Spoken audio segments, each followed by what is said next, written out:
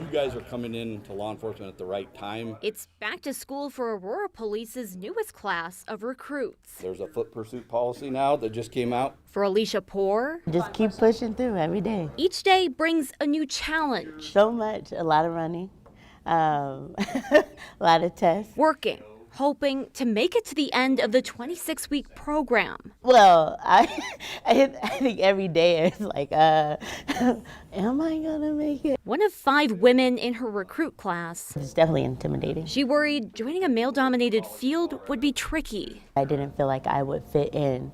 And then Aurora, unlike other departments, just started making all these different changes and shifting their culture.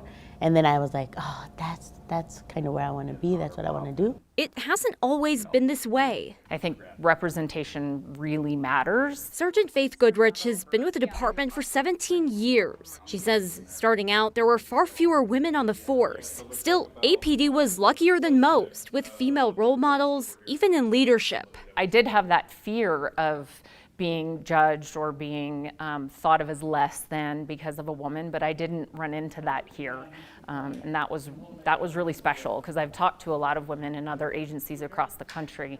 And here at Aurora, there is a place for women. Drop it! Walk towards me! Now, the department is committing to a national initiative to increase the number of women on the force, called 30 by 30. They're starting on a path now to reach police recruit classes of at least 30% women by the year 2030. Currently, 12% of the Aurora Police Department is women.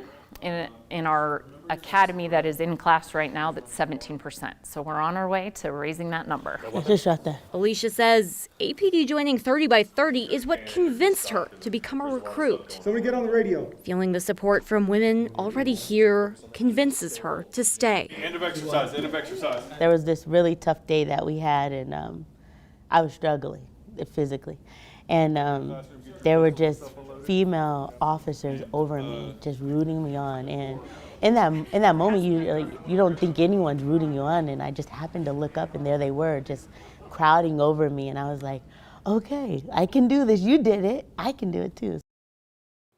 Alicia tells me she hopes one day to be a support not just to future female recruits in Aurora, but also to the women out in the community she'll be serving. She says having a police force that looks like you, that represents you, can help to bridge that gap that exists right now and help to build community trust. Yeah, all the way around. It's a different approach sometimes, and it just might be the right person at the right time. And APD certainly knows that it's got a deficit to make up. Yeah, absolutely. And of course, you know, improving diversity is a part of the consent decree, but they say this is really even more about just making sure they're reaching everybody. Yeah. So she's finished up in March? In March, she's looking forward to graduating. That'll be great. Yeah. And we hope we hear more about that.